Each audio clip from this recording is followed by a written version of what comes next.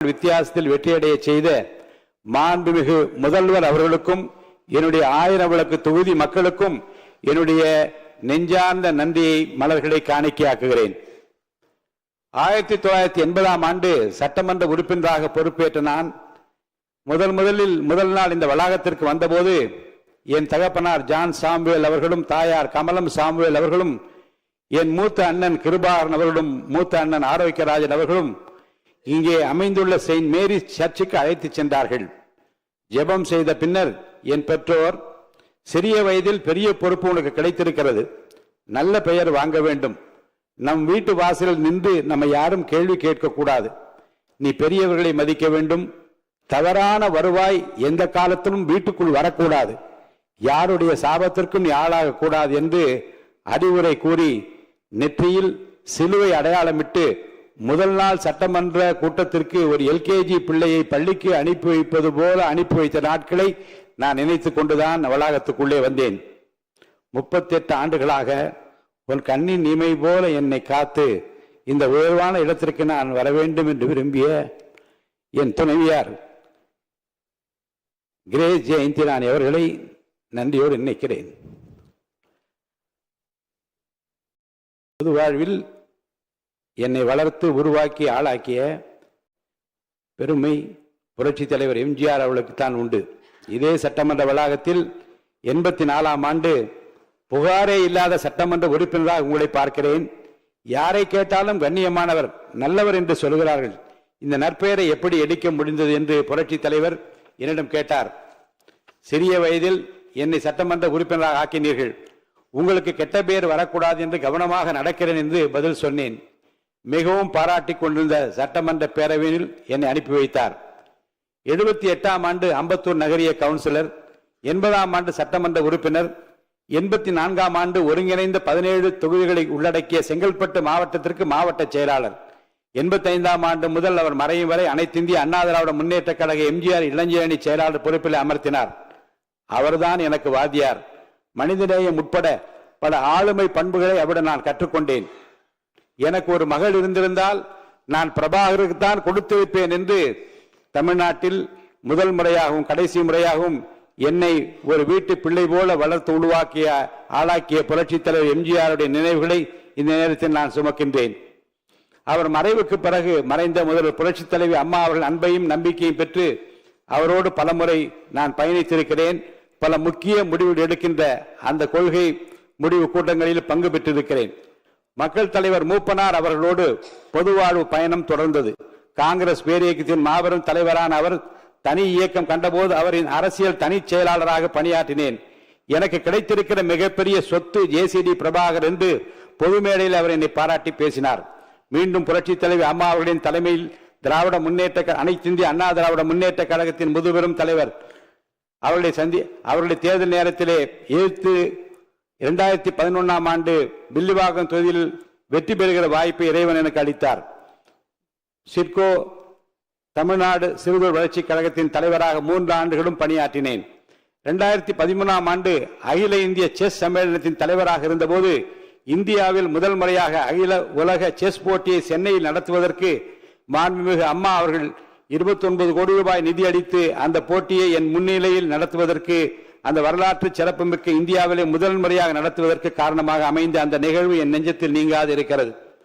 2016ஆம் ஆண்டு சட்டமன்ற உறுப்பினர் தேர்தலில் நான் வெற்றி வாய்ப்பை இழந்தபோது கொளத்தூர் தொகுதியில் புரட்சி தலைவி அம்மா அவர்கள் என்னிடம், தேர்தல் பணியை சிறப்பாக செய்தீர்கள், உங்கள் எதிர்காலம் பிரகாசமாக இருக்கிறது, எதை பற்றியும் கவலைப்பட வேண்டாம், நான் உங்களுடனே இருக்கிறேன் என்று என்னிடம் சொல்லி என்னை அழைத்து காரை நிறுத்தி இதை சொல்லி என்னை உற்சாகப்படுத்திய நினைவு என் நெஞ்சத்தில் நீங்காது இருக்கிறது. கடந்த 2 ஆண்டுகளில் ஏற்பட்ட அரசியல் புரட்சி என்றே சொல்லலாம். ஆம், தமிழக வெற்றி கழகம் ஒரு புதிய சக்தியாக பிரசவித்தது. மாற்றத்திற்கான மக்களின் விருப்பம், இளைஞர்களின் அரசியல் பங்கேற்பு, நல்லாட்சிக்கான எதிர்பார்ப்பு ஆகியவற்றின் வெளிப்பாடாக இந்த இயக்கம் வளர்ச்சி பெற்றது. இளைஞர்கள், பெண்கள், தொழிலாளர்கள் மற்றும் சாதாரண மக்களின் எதிர்பார்ப்புகளை, சாதி மதமற்ற சமூகத்தை உருவாக்க வேண்டிய கடப்பாட்டினை நிறைவேற்ற இவர் ஒருவரால் மட்டும்தான் என்று முடியும் என்று நினைத்த மக்களின் உயிர்ப்பாக நம்முடைய முதலமைச்சர் அவர்கள் திகழ்ந்தார்கள். புரட்சி தலைவர் எம்ஜிஆர், புரட்சி தலைவி அம்மா ஆகியோர் மறைவுக்கு பிறகு ஒரு சரியான தலைமையை தேடி என் மனம் தவித்தது. மீண்டும் ஒரு எம்ஜிஆர் நமக்கு கிடைக்க மாட்டாரா என்று என் மனம் ஏங்கியது. அந்த ஏக்கத்தை, அந்த தவிப்பை போக்கிய மாபெரும் தலைவர் தான் நம் முன்னாலே அமர்ந்திருக்கின்ற வாழும் எம்ஜிஆர், மக்களின் மகத்தான தலைவராக பரிணமிக்கும் மாண்புமிகு முதலமைச்சர் தளபதி விஜய் அவர்கள். அவர் எனக்கு மட்டுமல்ல, நாட்டு மக்களின் குறைகளை தீர்க்கிற, கண்ணீரை துடைக்கிற, தமிழக மக்களுக்கு கிடைத்திருக்கிற மாபெரும் சக்தியாக நீங்கள் எல்லாம் இங்கே பாராட்டி பேசினீர்களே. வந்தார், எதிர்க்கட்சிகளை எல்லாம் சந்தித்தார். ஒரு புதிய கோணத்தில் அவர் காட்டியிருக்கிற அரசியல் பண்பு இன்றைக்கு எல்லோராலும் பாராட்ட பெறுகிறது என்று இந்த அவையிலே பாராட்டினீர்களே. இன்றைக்கு காலையிலேயே போதையில்லா தமிழகத்தை உருவாக்குவதில் நான் முனைப்போடு முன்னிற்கிறேன் என்று உலகத்திற்கு காட்டியிருக்கிறாரே. சரித்திர புகழ்மிக்க தலைவராக விளங்கும் நம்முடைய தலைவர் மாண்புமிகு முதலமைச்சர் அவர்களையும் இன்றைக்கு தமிழ்நாட்டு மக்கள் என்னை போல எம்ஜிஆராகத்தான் பார்க்கிறார்கள். எளிதில் வெல்ல முடியாத தொகுதி, 1000 விளக்கு தொகுதி என்று கருதப்பட்ட நேரத்தில் என் மீது நம்பிக்கை வைத்து மாண்புமிகு முதல்வர் அவர்கள் போட்டியிட வைத்து நேரில் வந்து பிரச்சாரம் செய்தார்கள். அவர் வந்ததால் தான் நான் வென்றேன். அவருக்காகத்தான் மக்கள் வாக்களித்தார்கள். அவர்தான் முதலமைச்சராக வர வேண்டும் என்று எனக்கு வாக்களித்தார்கள். வாக்களித்த 1000 விளக்கு தொகுதி வாக்காளர் பெருமக்களுக்கு என் நெஞ்சார்ந்த நன்றியை மீண்டும் தெரிவித்துக் கொள்கிறேன். தமிழக வெற்றி கழக தொண்டர்களைப் போல கைமாறு கருதாமல் உழைக்கக்கூடிய, காசு பணம் கேட்காமல் உழைக்கக்கூடிய, வெட்டிவா என்றால் கட்டி வருகிற கட்டிடம் காளைகள் நிறைந்திருக்கிற ஒரு வெற்றி கழகமாக இந்த கழகம் உங்கள் தலைமையை ஏற்று தேர்தல் காலத்தில் அவர்கள் ஆற்றிய பணிகளை நான் உள்ளபடியே போற்ற கடமைப்பட்டிருக்கிறேன். இந்த நேரத்தில் நான் நன்றியும் தெரிவிக்க கடமைப்பட்டிருக்கிறேன். தமிழக அரசியல் வரலாற்றில் இந்த பொது தேர்தல் மாபெரும் பல உண்மைகளை நமக்கு எடுத்து உரைக்கிறது. தாங்கள் விரும்புகிற தலைவர் முதலமைச்சராக வர வேண்டும் என்று மக்கள் விரும்பினால், தலைவர் வாய்ப்பளித்த வேட்பாளர்களை தாங்கள் விரும்புகிற தலைவரின் உருவாகவே நினைத்து சாதி, மதம், இனம், மொழி என பாராமல் வெற்றி பெற செய்வார்கள் தமிழக மக்கள். ஆம் மாமன்ற உறுப்பினர்களே, அலை வீசியது. அது விஜய் அலை, அது வெற்றி அலை, அது விசில் அலை. காசு பணம் கொடுத்தால் ஓட்டு கிடைக்கும் என நினைத்து செயல்பட்டுக் கொண்டிருந்த காலத்தில் அவற்றையெல்லாம் புறந்தள்ளி மாசு மறுபற்ற ஒரு தலைவனுக்காக எந்த தியாகம் செய்ய தயாராக மக்கள் களத்தில் குதித்ததை பார்க்க முடிந்தது. கூட்டத்திற்கு வலுக்கட்டாயமாக ஆள் சேர்த்து அனைத்து கட்சிகளும் செயல்பட்ட நேரத்தில் எங்கள் நெஞ்சம் நிறைந்த தலைவரை பார்த்துவிட வேண்டும் என்று சொந்த காசை செலவழித்து ஓடோடி வந்த மக்கள் தான் இறைவன் எங்கள் தலைவருக்கு அளித்திருக்கிற மாபெரும் அருட்கொடை. சூழ்ச்சிகள், தந்திரங்கள், முட்டுக்கட்டைகள், தடைகள் ஏராளம்.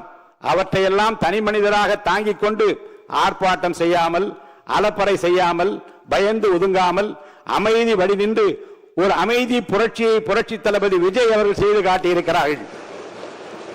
ஆட்சியிலும் பங்கு, அதிகாரத்திலும் பங்கு என்று அறைகோல் விடுத்தும் செவிசாயா நிலையில் இருந்த கட்சிகளின் எண்ணங்களையும் தொடர்ந்து சோர்ந்து போக செய்யும் வகையில் வந்த தேர்தல் கணிப்புகளையும் பொய்யாக்கி, கூட்டணி இல்லாமல் தனி மனிதராக மக்களோடு மட்டும் கூட்டணி வைத்து ஒரு மாபெரும் வெற்றியை தமிழக வரலாற்றில் பெற்று காட்டிய பெருமை தளபதி முதலமைச்சர் அவர்களுக்கு மட்டும்தான் உண்டு. தளபதி முதல்வர் அவர்களிடம் நாடும் நாட்டு மக்களும் நிறைய எதிர்பார்க்கிறார்கள். அவர்களின் கலங்கரை விளக்கமாக எதிர்பார்க்கிறார்கள். உங்களால் மட்டும்தான் அவர்களை உயர்த்த முடியும். உங்களால் மட்டும்தான் அவர்களை உயர்த்த முடியும். தமிழ்நாட்டுக்கு மட்டுமல்ல, இந்திய துணை கண்டத்திற்கே தாங்கள் வழிகாட்டக்கூடிய நாள் நெருங்கி கொடுத்தது. தமிழ்நாடு சட்டமன்ற பேரவை என்பது மக்களின் ஏகோபித்த குரல் ஒலிக்கும் உயரிய ஜனநாயக மன்றமாகும்.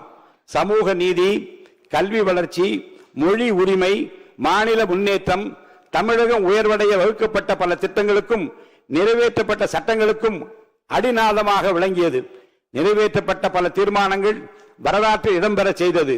இந்த மாமன்றம் எவ்வளவு பெரிய மனிதர்கள் இந்த அவையை அலங்கரித்துள்ளனர். ஆக்கப்பூர்வமான கருத்துக்களால் தமிழகத்தை உயர்வடைய செய்துள்ளனர். இந்த அவைக்குள்ளே இருப்பதே மிகப்பெரிய பெருமை. அந்த பெருமையை பெற்ற பலரில் நானும் ஒருவரானேன் உங்களாலே. இன்றைக்கும் என் அரசியல் வாழ்வில் பெரும் வைரக்கல்லாக மாண்புமிகு முதலமைச்சர் அவர்கள் இந்த பொறுப்பை எனக்கு வழங்கி இருக்கிறார்கள். எவ்வளவு பெரிய பதவி! நான் சிறியவன், உண்மையிலேயே கண்ணீர் வருகிறது. மிகப்பெரிய கௌரவத்தை எனக்கு வழங்கி நம்முடைய தலைவர் அவர்கள், முதலமைச்சர் அவர்கள் என்னை சிறப்பித்திருக்கிறார்கள். மாண்புமிகு முதலமைச்சர் அவர்களுக்கும் ஒருமனதாக என்னை தேர்வு செய்து எனக்கு வாழ்த்துறை வழங்கிய அனைவருக்கும் என்னுடைய மனமார்ந்த நன்றியை தெரிவித்துக் கொள்கிறேன். மிகப்பெரிய கௌரவத்தை பெற்றுள்ள இந்த மகிழ்ச்சிகரமான தருணத்தில் எனக்கு உறுதுணையாக நின்ற குடும்பத்தார் அனைவருக்கும் என்னுடைய நெஞ்சார்ந்த நன்றியும், நண்பர்களுக்கும் நன்றியும் தெரிவித்துக் கொள்கிறேன். இந்த உயரிய பொறுப்பு வெறும் பதவி அல்ல, ஜனநாயகத்தின் மாண்பையும் மக்களின் நம்பிக்கையையும் பாதுகாக்கும் அரசியலமைப்பு செயல்பாட்டுக்கு பொறுப்பாகும். இந்த நாற்காலில் அமர்ந்த பின் நான் எந்த கட்சிக்கும் சார்பில்லாமல் முழு அவையின் தலைவராக செயல்படுவேன். ஆளும் தரப்பிற்கும் எதிர்கட்சிக்கும் சம வாய்ப்பும் உரிமையும் வழங்கப்படும். எதிர்கருத்துகளும் ஜனநாயகத்தில் வலிமை என்பதை மனதில் கொண்டு தரமான விவாதங்களுக்கு நான் ஊக்கமளிப்பேன். தமிழக மக்கள் நம்மை அரசியல் மோதலுக்காக அல்ல, மக்கள் பிரச்சனைக்கான தீர்வுகளை உருவாக்குவதற்காக அவைக்கு அனுப்பியுள்ளனர். எனவே நாம் அனைவரும் அவையின் மாண்பை பாதுகாப்போம், தரமான விவாதங்களை வைப்போம், தனிப்பட்ட விமர்சனங்களை தவிர்ப்போம், மக்கள் நல சட்டங்களை முன்னிலைப்படுத்துவோம். இந்த அவை இந்தியாவிற்கு முன்மாதிரியாக திகழ்ந்தது, அது திகழ வேண்டும் என்பதில் நாம் அனைவரும் ஒன்றாக பணியாற்ற வேண்டும் என்று அனைவரையும் பணிவன்புடன் கேட்டுக்கொள்கிறேன். தமிழ் மொழி நமது அடையாளம் மட்டுமல்ல, அது நமது சிந்தனை மற்றும் பண்பாட்டின் மரபின் உயிராகும். இந்த அவையில் தமிழ் மொழி மேலும் வளமுடன் பயன்பட வேண்டும் என்பதில் நான் உறுதியாக இருக்கிறேன். சொல்லுக சொல்லை பிரிதோர் சொல், அச்சொல்லை வெல்லுஞ்சொல் இன்மை அறிந்து என்று திருவள்ளுவரின் வாக்கிற்கிணங்க இந்த அவையில் பேசப்படும் ஒவ்வொரு சொல்லும் மக்களுக்கு பயனளிக்கும் உயரிய சொல்லாக அமைதல் வேண்டும். அந்த வகையில் மாண்புமிகு உறுப்பினர் அனைவரும் செயல்பட வேண்டும் என்று நான் உங்களை வேண்டி கேட்டுக்கொள்கிறேன். காகிதமில்லா சட்டமன்ற நடைமுறைகள், டிஜிட்டல் தகவல் பரிமாற்றம் மற்றும் தொழில்நுட்ப வசதிகள் மூலம் தமிழ்நாடு சட்டமன்றம் இந்தியாவில் தொழில்நுட்பத்திலும் முன்னணி சட்டமன்றமாக திகழ வேண்டும். நீண்ட அனுபவமிக்க நம்முடைய பேரவை முதன்மை செயலாளர் உள்ளிட்ட சட்டமன்ற செயலக அதிகாரிகள் மற்றும் பணியாளர்கள் இந்த அவையின் செயல்பாடுகளுக்கு வலுவான ஆதாரமாக தொடர்ந்து செயல்படுவார் என்று நான் உறுதியாக நம்புகிறேன். சட்டமன்ற நடவடிக்கைகளை மக்களிடம் கொண்டு சேர்க்கும் ஊடகங்களின் பங்களிப்பும் பாராட்டத்தக்க வகையில் அமையும் என என்னுடைய விருப்பத்தை தெரிவித்து, இந்த அவையின் உண்மையான எஜமானர்கள் மக்கள்தான். கிராமம் முதல் மாநகரம் வரை, விவசாயி முதல் தொழிலதிபர் வரை, இளையோர் முதல் முதியோர் வரை அனைத்து தரப்பினரின் நலனும் இந்த அவையின் சிந்தையாக அமைதல் வேண்டும்.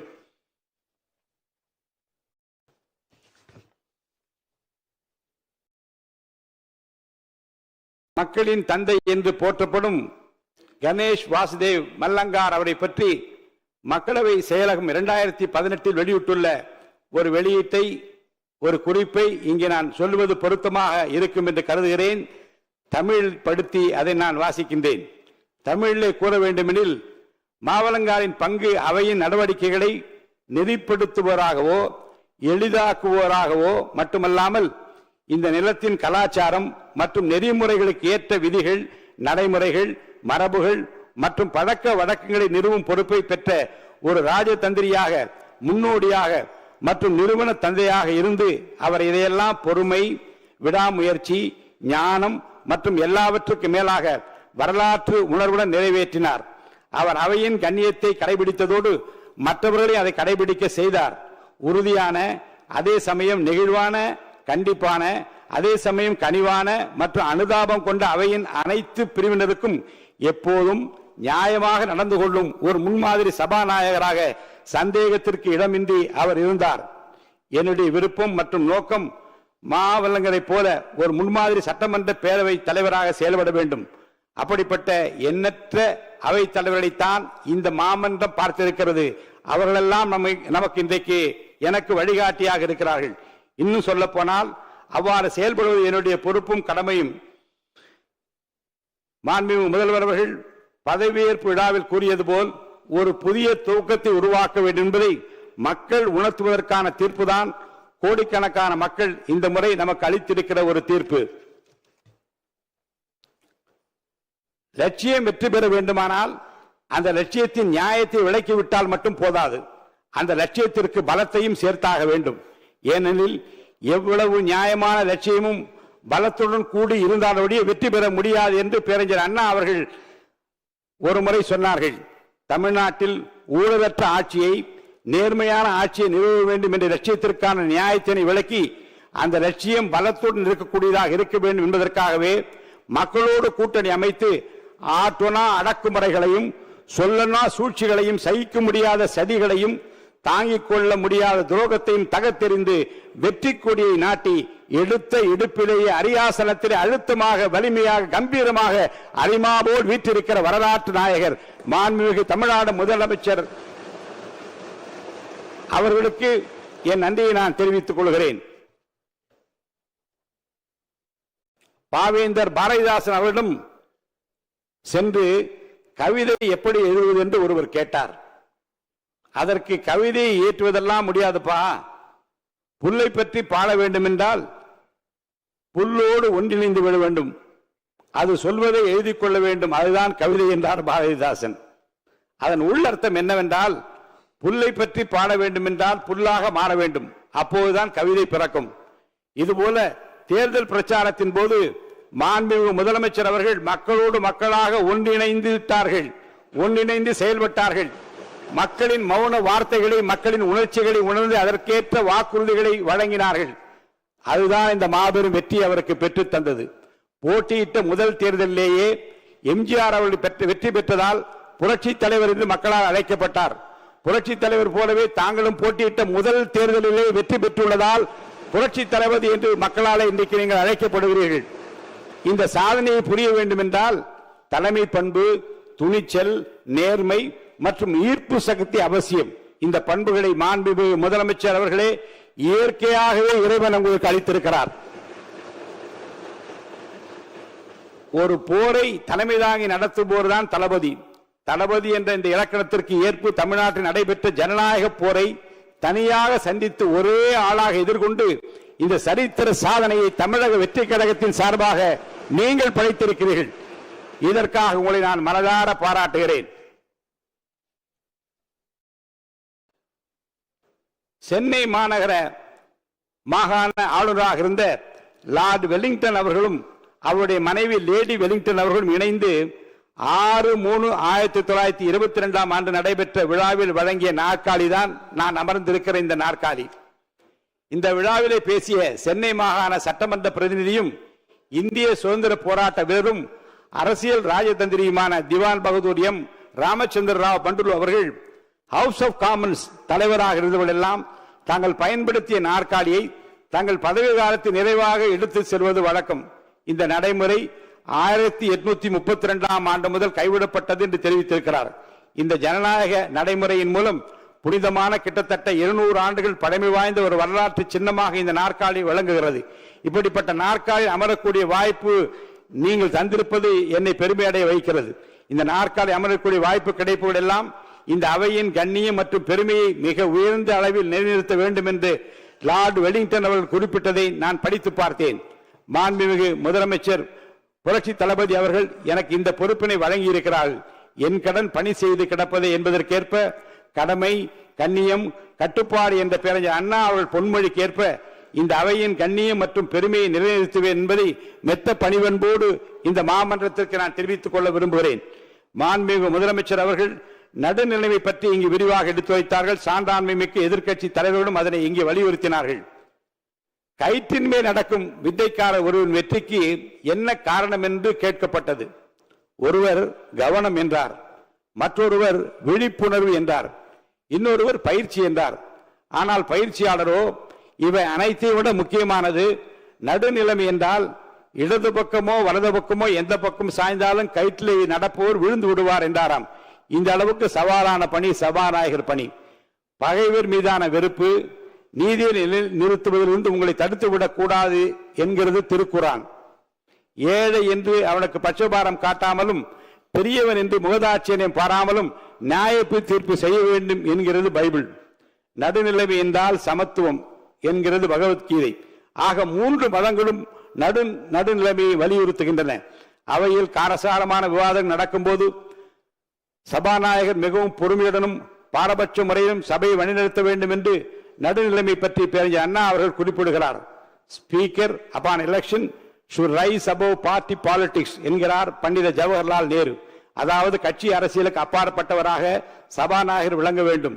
Speaker as a neutral, firm and indispensable authority necessary for maintaining parliamentary discipline and upholding the democratic principles என்கிறார் சட்டமேதை அம்பேத்கர் அவர்கள். அதாவது நாடாளுமன்ற ஒழுக்கத்தை பேணி காப்பதற்கும் ஜனநாயக கொள்கைகளை நிலைநிறுத்துவதற்கும் பாரபட்சமற்ற உறுதியான மற்றும் முக்கியமான அதிகார மையமாக இந்த சபாநாயகர் விளங்க வேண்டும். சபாநாயகரின் பணி நடுநிலைமையாக இருக்க வேண்டும் என்பதை உறுதி செய்வதற்காக கட்சி கூட்டங்களுக்கு செல்வதையே நிறுத்தியவர் மக்களவை முன்னாள் சபாநாயகர் மறைந்த தோழர் சோம்நாத் சாட்டர்ஜி அவர்கள்.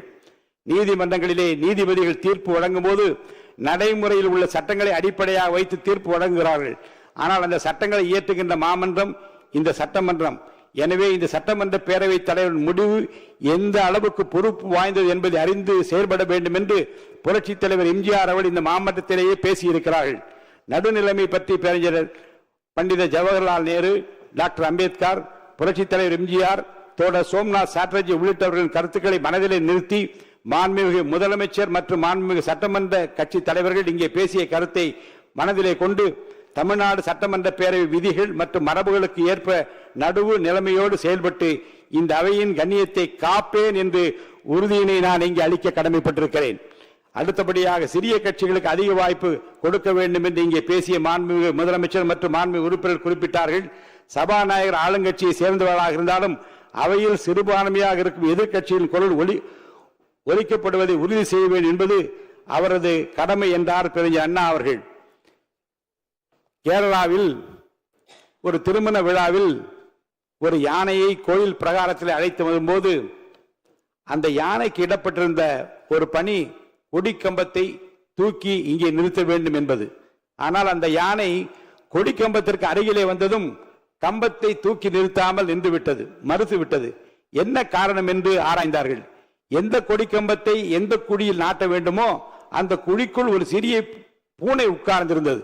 அந்த கம்பத்தை நாட்டினால் அந்த பூனையின் உடல் நசுங்கிவிடும் என்பதற்காக அந்த யானை பூனைக்காக பறிந்து அந்த கம்பத்தை நாட்டவில்லை என்று பேரறிஞர் அண்ணா அவர்கள் கூறியது நினைவுக்கு வருகிறது. அதாவது இந்த அளவில் எதிர்கட்சியினையும் சிறிய கட்சிகளையும் ஆளுங்கட்சி நடத்த வேண்டும் என்பது இதன் உள்ளர்த்தமாகும். பேரறிஞர் அண்ணா அவர்கள் ஓமைக்கு ஏற்ப எதிர்கட்சி, சிறிய கட்சி மற்றும் சுயேட்சை உறுப்பினர் உரிமைகள் காக்கப்படும் என்பதை நான் இங்கே தெரிவித்துக் கொள்ள கடமைப்பட்டிருக்கிறேன்.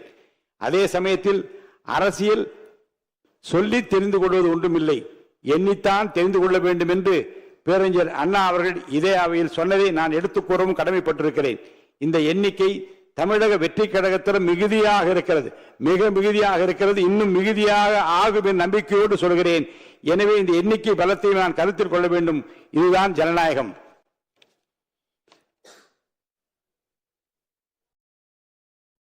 பொதுவாக கட்சிகளின் எண்ணிக்கைக்கு ஏற்ப பேசுவதற்கான வாய்ப்பு உறுப்பினர்களுக்கு வழங்கப்பட்டாலும் புள்ளி விவரங்களின் அடிப்படையில் எதிர்கட்சி, சிறிய கட்சி, ஓர் உறுப்பினர் மட்டுமே உள்ள கட்சி மற்றும் சுயேட்சை உறுப்பினருக்கு அதிக வாய்ப்பு கடந்த காலங்களில் இந்த மாமன்றத்தில் வழங்கப்பட்டிருக்கிறது. இந்த மரபு நிச்சயம் காக்கப்படும் என்ற உத்தரவாதத்தை நான் இங்கே அளிக்க கடமைப்பட்டிருக்கிறேன். இந்த மாமன்றத்தை சிறப்பாக நடத்தி செல்ல வேண்டும் என்றால் அதற்கு மாண்புமிகு உறுப்பினராய் உங்களுடைய ஒத்துழைப்பு மிகவும் அவசியம். எனவே இந்த அவை சீரோடும் சிறப்போடும் நடைபெற மாமன்ற உறுப்பினர்கள் தங்களது ஒத்துழைப்பை நல்க வேண்டும் என்று கேட்டுக்கொண்டு மீண்டும் ஒருமுறை அனைவருக்கும் என்னுடைய நெஞ்சார்ந்த நன்றியை நான் தெரிவித்துக் கொள்கிறேன். நான் வளர்கிற போதே என் உள்ளத்தில் ஏற்றுக்கொண்டது 3 தான். ஆராய்ந்து முடியாத பெரிய காரியங்களையும் எண்ணி முடியாத அதிசயங்கள் அவர் செய்கிறார்.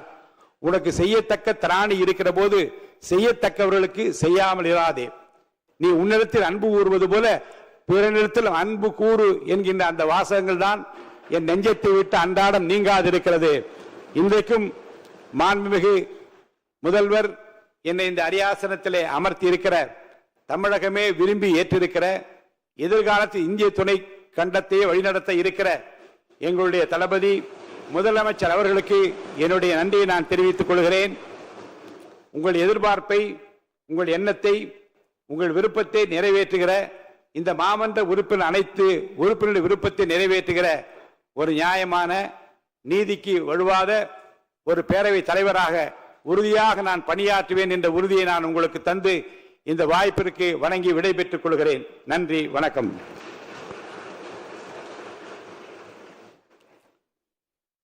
பேரவையின் இன்றைய நிகழ்ச்சிகள் இத்துடன் முடிவுற்றன. பேரவை மீண்டும் 13/5/2026 புதன்கிழமை காலை 9 மணிக்கு கூடும். 9:30 கூடும். வணக்கம்.